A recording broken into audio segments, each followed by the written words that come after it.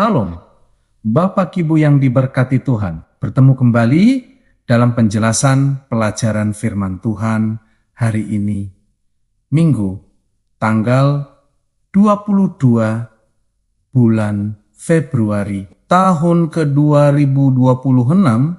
Judul pelajaran hari ini adalah Diperdamaikan dari Perbuatan Jahat. Bapak Ibu sekalian, pembahasan tentang manusia yang diperdamaikan dari perbuatan jahat berakar pada kesaksian Alkitab, khususnya kitab Kolose 1 ayat 21 dan 22 yang menjelaskan bahwa manusia dahulu hidup jauh dari Allah dan menjadi musuhnya karena perbuatan yang jahat. Paulus menggambarkan kondisi manusia yang terpisah dari Kristus sebagai keadaan permusuhan rohani yang membuat manusia kehilangan hubungan dengan Sang Pencipta dan berada di bawah kuasa dosa. Namun melalui kematian Kristus, manusia diperdamaikan untuk menjadi kudus, tidak bercela,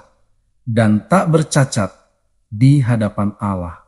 Sebagaimana ditegaskan juga dalam kitab Efesus 5 ayat ke-27, gambaran suram tentang keberdosaan manusia menunjukkan realitas bahwa manusia tidak mampu menyelamatkan dirinya sendiri tanpa campur tangan ilahi. Oleh karena itu, tujuan utama kematian Kristus adalah pemulihan hubungan antara Allah dan manusia, sehingga manusia kembali hidup dalam kekudusan dan persekutuan dengannya. Saudara-saudara, sejak kejatuhan manusia ke dalam dosa, Allah telah mengambil inisiatif untuk mendamaikan manusia dengan dirinya. Sebagaimana terlihat ketika Allah memanggil Adam dalam kitab Kejadian 3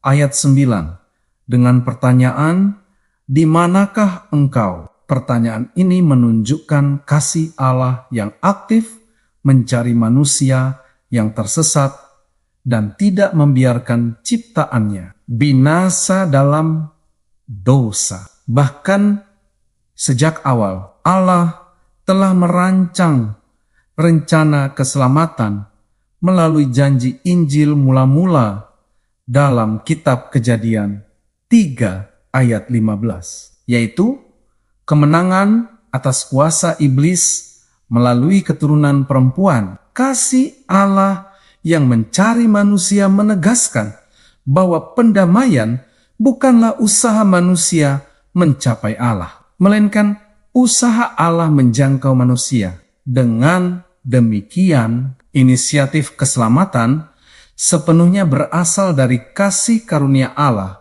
yang bekerja bagi manusia yang berdosa dan tidak berdaya. Bapak Ibu yang dikasihi Tuhan, Injil sebagai kabar keselamatan sebenarnya sederhana dan memiliki 3 inti utama yang menjelaskan karya pendamaian Allah bagi manusia. Pertama, manusia tidak mampu menyelamatkan dirinya sendiri, sehingga Kristus datang dan mati bagi orang berdosa sebagaimana dinyatakan dalam kitab Roma 5 ayat 6 sampai 8 yang menegaskan kasih Allah bagi manusia yang masih berdosa. Kedua, melalui iman, pertobatan, dan baptisan, manusia menerima pembenaran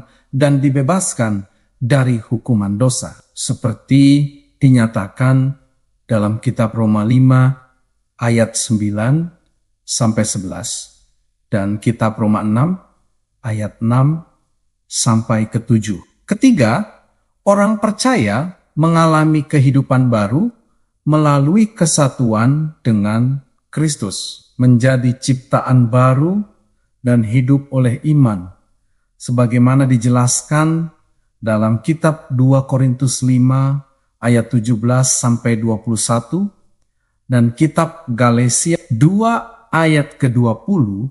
Ketiga aspek ini menunjukkan bahwa keselamatan mencakup pengampunan dosa, pembaruan hidup, dan persekutuan yang terus-menerus dengan Kristus. Saudara sekalian, karya keselamatan Kristus bukanlah proses yang harus terjadi secara terpisah, melainkan pengalaman rohani yang dapat terjadi sekaligus ketika seseorang menerima Yesus dalam hidupnya. Keselamatan juga bukan hanya pengalaman masa lalu, tetapi harus diperbarui setiap hari melalui penyerahan diri kepada Tuhan dan kehidupan yang dipimpin oleh Roh Kudus. Dasar dari seluruh pengalaman keselamatan tetaplah kematian Kristus di kayu salib, karena di sanalah kuasa dosa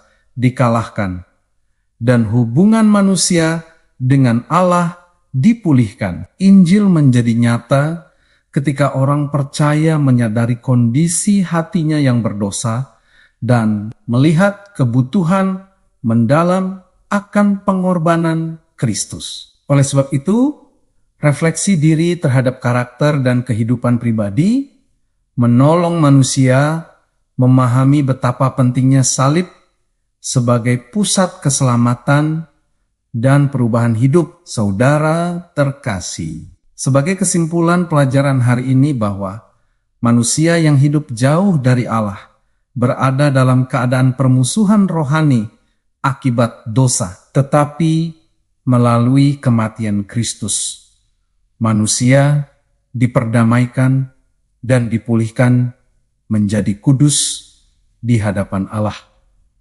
Allah sendiri mengambil inisiatif keselamatan. Sejak awal sejarah manusia menunjukkan kasih yang mencari dan memulihkan manusia yang tersesat. Injil menyatakan bahwa keselamatan terjadi melalui pengorbanan Kristus, pembenaran oleh iman, dan kehidupan baru dalam kesatuan dengannya yang diperbarui setiap hari. Seluruh karya keselamatan berpusat pada salib Kristus sebagai dasar pemulihan hubungan antara Allah dan manusia. Oleh karena itu, setiap orang dipanggil untuk merenungkan kondisi hatinya, menerima karya penebusan Kristus, dan hidup dalam persekutuan yang diperdamaikan dengan Allah. Bapak, Ibu, saudara-saudara yang diberkati Tuhan. Sampai di sini penjelasan pelajaran firman Tuhan untuk hari ini. Sampai bertemu pada pelajaran yang berikutnya. Tuhan memberkati kita semuanya.